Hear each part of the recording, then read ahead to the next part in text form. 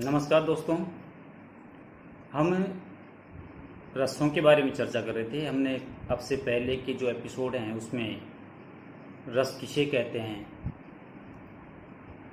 उसकी परिभाषा और उसके साथ साथ कुछ रसों के बारे में हमने चर्चा की। उसी कड़ी में आज हम चर्चा करेंगे भयानक रस की। भयानक रस किसे कहते हैं? भयानक रस का स्थायी भाव भय होता है, जैसे कि शब्द से ही जान पड़ता है। जब किसी भयानक अथवा अनिष्टकारी व्यक्ति या वस्तु को देखकर अथवा उससे संबंधित वर्णन करने या किसी अनिष्टकारी घटना का स्मरण करने से मन में जो व्याकुलता जागृत होती है उसे भय कहा जाता है। उस रस को भयानक रस कहा जाता है। इसके अंतर्गत पसीना छूटना, कंपन होना, चिंता, मुंह सूखना आदि इसके भाव उत्पन्न होते हैं। हम यूँ कह सकते हैं कि किसी भयप्रद वस्तु, व्यक्ति या स्थिति का ऐसा वर्णन जो मन में भय का संचार करे उसे हम भयानक रस कह सकते हैं, या वहाँ पर भय की व्यंजना होती है। सीधे सीधे अर्थों में हम कहें तो किसी ऐसी चीज़ को या ऐसे व्यक्ति को या ऐसी जगह को देखकर हमारे हृदय के अंदर भय व्याप्त हो। सुनसान जंगल भी हो सकता है, कोई डरावनी वस्तु या व्यक्ति भी हो सकता है, विचित्र वेशभूषा भी हो सकता है, या किसी प्रकार का रूप रंग भी हो सकता है, या कोई हिंसक जानवर भी हो सकता है। तो इन सारी चीज़ों को देखकर, इन सभी को देखकर हमारे हृदय के अंदर जो भाव उत्पन्न होता है वो भय का भाव है, जिसको स्थायी भाव कहा जाता है, और उस रस का नाम हम भयानक रस कहते हैं। इसके कौन कौन से अवयव हैं? जैसे कि मैंने बताया कि इसका स्थायी भाव भय होता है। आलंबन, ये भाव किसको देख करके हमारे मन के अंदर जागृत होते हैं? जैसे कोई शेर को देखा, किसी चोर को देखा, या कोई भयंकर वन में हम विचरण करते हैं वहाँ पर हमने देखा, या कोई शक्तिशाली का कोप, क्रोध हमारे ऊपर है, उसका भय हमारे अंदर व्याप्त हो गया, या कोई भयानक दृश्य हमने देखा। ऐसे अनेकों चीज़ें, अनेकों वस्तुएं हो सकती हैं जिनको देख करके जनसाधारण के हृदय के अंदर ये भय व्याप्त होता है। तो ये सारी की सारी चीज़ें जो हमें दिखाई देती हैं वो आलंबन कहलाती हैं। उद्दीपन, इसमें क्या होता है कि आलंबन, जैसे शेर दहाड़ता है, चोर दिखाई दे जाता है, या भयंकर वन का जो दृश्य है, तो आलंबन की चेष्टाएं, नीरवता, सुन्नाटा, या कोलाहल, बहुत ज्यादा ऐसा कोई दृश्य जहां भगदड़ हो रही है, तो ये सारे के सारे उद्दीप्त करते हैं उन भावों को जो आश्रय के हृदय के अंदर उत्पन्न होते हैं। अनुभाव, जब आश्रय के मन में इस तरह के भाव उद्दीप्त होते हैं आलंबन को देख करके, तो आश्रय क्या करता है, और जो करता है वो उसे अनुभाव कहते हैं। गिड़गिड़ाना, शलत होना यानी सुन्न हो जाना, आंखें बंद करना, स्वरभंग होना, पलायन या भाग जाना, या मूर्छित हो जाना। तो इस भयंकर दृश्यों को देख करके हमारे मन के अंदर जो चीज़ें उठती हैं, उन चीज़ों के कारण जो प्रतिक्रिया निकल करके आती हैं, वो ये प्रतिक्रियाएं ही अनुभाव कहलाती हैं। संचारी भाव, जो पल में, क्षण में आते हैं और क्षण में चले जाते हैं। इन दृश्यों को, इन चीज़ों को देख करके, इन सभी विचित्र चीज़ों को देख करके दैन्यता का भाव आता है, जड़ता का भाव आता है, आवेग का भाव आता है, शंका का भाव आता है, और चिंता होती है। आदि अनेकों भाव हैं जो आते हैं और चले जाते हैं। इन सारे भावों को हम संचारी भाव कह सकते हैं। एक उदाहरण के माध्यम से हम समझाने का प्रयास करते हैं आपको। थोड़ी देर आप सोचिए, आप किसी भयंकर जंगल में जा रहे हैं, अकेले जा रहे हैं, सन्नाटा है, सुनसान है चारों तरफ, और चले जा रहे हैं। सामने क्या देखते हैं? एक और अजगरी लखे, एक और मगराए, विकल बटोई बीच में परियो मूर्छा खाए। दोहराता हूं, एक और अजगरी लखी, एक और मगराए, विकल बटोई बीच में परियो मूर्छा खाए। स्पष्टीकरण है कि एक पथिक रास्ते पर जा रहा है और अचानक वो देखता है कि एक तरफ अजगर उसे दिखाई दे जाता है तो दूसरी तरफ बाघ, शेर दिखाई दे जाता है। उन दोनों की स्थितियों को देख करके उसके हृदय के अंदर भय व्याप्त होता है और वो मूर्छित हो जाता है। तो ये इस तरह का जो दृश्य जब वो देखता है तो जिस दृश्य को देखने के कारण उसके मन के अंदर जो भाव जागृत होता है उस भाव को भय कहते हैं और उस रस का नाम भयानक रस है। अब इसका स्पष्टीकरण कर लेते हैं। इसका स्थायी भाव भय, आलंबन किसको देख करके पैदा हुआ? अजगर को और सिंह को। किसके मन में? जो यात्री, जो पथिक जा रहा है, उसे आश्रय कहेंगे। उद्दीपन, अजगर और सिंह की भयानक आकृति और उनकी चेष्टाएं, सिंह का दहाड़ मारना, सर्प का फुंकारना, उनकी चेष्टाएं और उनकी आकृतियों को देख करके भय व्याप्त होता है तो वो सारी चीजें उद्दीप्त करती हैं, तो ये उद्दीपन होगा। अनुभव, जिसके कारण यात्री को क्या होगा?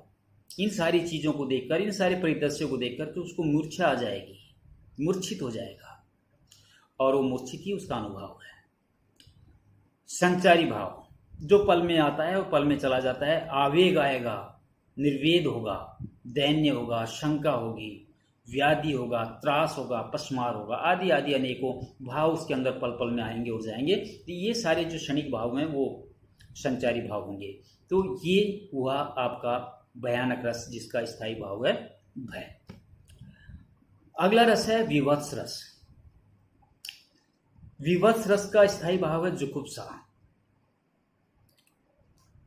ये भाव कहां जागृत होता है? ये रस कहां जागृत होता है? किसी घृणित वस्तु, घृणित चीजों, घृणित व्यक्ति को देखकर या उसके संबंध में विचार करके या उनके संबंध में सुनकर मन में उत्पन्न होने वाली घृणा या ग्लानि ही विवत्स रस है। दूसरे शब्दों में विवत्स रस के लिए घृणा और जुगुप्सा का होना आवश्यक है। घृणा, हम कोई ऐसी चीज को देखते हैं, मान लीजिएगा आप गंदे नाले से निकल के जा रहे हैं, उस बदबू को आप देखते हैं, सूंघते हैं, तो आपको घृणा होती है। आप कैसी ऐसी जगह पर जा रहे हैं जहां पर कोई जानवर मर जाता है और सड़ जाता है, घृणा उत्पन्न होती है। आप शमशान घाट के निकट से निकलते हैं और कोई शव जला हुआ देखते हैं, घृणा उत्पन्न होती है। किसी पशु की बीमारी या किसी भी चीज की बीमार उसके कीड़े पड़ने का जो दृश्य आप देखते हैं वो भय पैदा करता है, वो जुगुप्सा पैदा करता है। तो ये आपका विवत्स रस है। तो किसी भी वस्तु, व्यक्ति या किसी भी चीज को देखकर, ऐसी चीज को देखकर जिसको देखने से आपके मन के अंदर घिन पैदा होती है, वो घिन पैदा करना ही विवत्स रस है और उसका स्थायी भाव जुगुप्सा होगा। इसके अवयव देख लेते हैं। स्थायी भाव ग्लानि या जुगुप्सा। आलंबन, किस चीज को देखकर क्या होगा? दुर्गंध युक्त मांस को देखकर, रक्त या अस्थि को देखकर, या किसी बदबूदार जगह को देखकर, आदि आदि अनेकों चीजें होती हैं। उद्दीप्त, इन चीजों को जोड़ने का काम क्या करता है? जो आश्रय के हृदय के अंदर जो चल रहा है, रक्त, मांस का सड़ना, उसमें कीड़े पड़ना, दुर्गंध आना, इन सब जानवरों का उन्हें नोचना, कसोटना, ये सारी चीजें उद्दीप्त करती हैं आश्रय के हृदय के अंदर। अब अनुभव इसके इन सारी चेष्टाओं को, ये सारी चीजों को देख करके आश्रय के मन में क्या चलता है? झुकना। वो झुक जाता है, मुंह फेर लेता है, बगल से निकलने की कोशिश करता है, आंखें बंद कर लेता है, या फिर वो थूकने लग जाता है। तो ये जो भाव जो जागृत होते हैं, ये भाव अनुभव के अंदर आएंगे। अब संचारी भाव, इसके कारण ग्लानि होगी, आवेग होगा, शंका होगी, व्याधि आएगी, चिंता होगी, व्यवण्य होगा, जड़ता होगी, आदि अनेक भाव जो आश्रय के हृदय के अंदर पल में, क्षण में आते और जाते हैं। तो ये सारे के सारे उसके अवयव हैं विभत्स रस के। अब इसको एक उदाहरण के द्वारा हम समझने का प्रयास करते हैं। सिर पर बैठो काग, सिर पर बैठो काग, आंख को खात निकारत, खींचत जीबई श्यार, अति आनंद और धारत, गिद्ध जांगी को खोद खोद के मांस उपारत, स्वान अंगूरिन काट काट के खाद विदारत। एक प्रसंग है राजा हरिश्चंद्र का, जब उसका राजपाट सारा चला जाता है, बच्चे और पत्नी बिक जाते हैं और खुद बिकने के लिए बाजार में आ जाता है, और उसे एक शमशान घाट में एक नौकरी मिल जाती है। जब वो शमशान घाट में रात को नौकरी पे जाता है तो सबसे पहले क्या देखता है कि एक मुर्दे के सिर पर कौवा बैठा हुआ है और उसकी आंखों को निकालने लगता है। सियार उसकी जीभ को निकाल करके आनंद से खाने लगता है। गिद्ध उसकी जंघा पर बैठ करके उसकी जंघा को खोद खोद करके खाने लगता है, और कुत्ता उस शव की अंगुलियों को तोड़ तोड़ करके खाता है। ये दृश्य उपस्थित होता है। अब इसमें कहां पर कौन सा भाव आएगा मैं बताता हूं। स्थायी भाव, जैसा कि मैंने बताया, जुगुप्सा होगा। आश्रय कौन होगा? जो उस दृश्य को देख रहा है। राजा हरिश्चंद्र उस दृश्य को देख रहे हैं, इसलिए राजा हरिश्चंद्र उसका आश्रय होंगे। किस चीज को देख करके? आलंबन, मुर्दे, मांस और शमशान का उस दृश्य को देख करके उनके हृदय के अंदर ये भाव आएंगे। उद्दीपन, इन भावों को जागृत करने का काम कौन कर रहा है? गिद्ध, सियार, कुत्ते आदि द्वारा मांस को नोचना और खाना, ये भाव जागृत करते हैं आश्रय के हृदय के अंदर। अनुभव, जिसके कारण आश्रय क्या करता है? वो सोच में पड़ जाता है, राजा सोचने लगता है। और संचारी भाव, उसको मोह होता है, ग्लानि होती है, आदि अनेकों भाव उसके हृदय के अंदर आते हैं और जाते रहते हैं। तो ये सारा का सारा जो परिदृश्य है, वो सारा परिदृश्य विभत्स रस के अंदर माना जाएगा। अगला जो इस कड़ी में जो रस आएगा वो है अद्भुत रस। अद्भुत रस अलौकिक, आश्चर्यजनक दृश्य या वस्तु को देखकर सहसा विश्वास नहीं होता और मन में स्थायी भाव विस्मय जागृत होता है। यही विस्मय जब विभाव, अनुभाव और संचारी भाव से पुष्ट होकर आस्वाद हो जाता है तो अद्भुत रस की उत्पत्ति होती है। अर्थात जहां सुनी अथवा अनसुनी वस्तु, व्यक्ति, स्थान के विचित्र एवं आश्चर्यजनक रूप को देखकर विस्मय हो, वहां पर अद्भुत रस होगा। किसी विचित्र प्राणी को देखा, विचित्र जानवर को देखा या विचित्र जगह को देखा, और जो चीजें पहली बार सामने आ रही हैं, जब मन के अंदर उन चीजों के बारे में कभी सोचा नहीं और जब उन चीजों को देखा जाता है तो मन में एक आश्चर्य उत्पन्न होता है कि ये चीजें कैसे बनी है, इसमें क्या है, ये क्या है। तो ये जो आश्रय, जो विस्मय की जो स्थिति हृदय के अंदर जो चलती है, मन के अंदर जो चलती है, वो अद्भुत रस है। वो किसी जानी जगह भी हो सकती है और अनजानी जगह भी हो सकती है। जानी जगह वह हो सकती है जिसके बारे में सुन तो चुके हैं लेकिन उसके बारे में कभी देखा नहीं है, जिसको पहली बार हम देख रहे हैं। अनजानी जगह वह हो सकती है कि उस दृश्य को जीवन में कभी देखा ही नहीं, और ऐसे दृश्य को देख करके जब हम उसकी परिकल्पना करते हैं और उनके बारे में नई नई जानकारी हमें प्राप्त होती है या करने की हम कोशिश करते हैं, तो विस्मय का भाव जागृत होता है। वह विस्मय आपके हृदय के अंदर विराजमान स्थायी भाव है, जो अद्भुत रस का एक भाव है। अब यह देख लेते हैं स्थायी भाव आश्चर्य या विस्मय।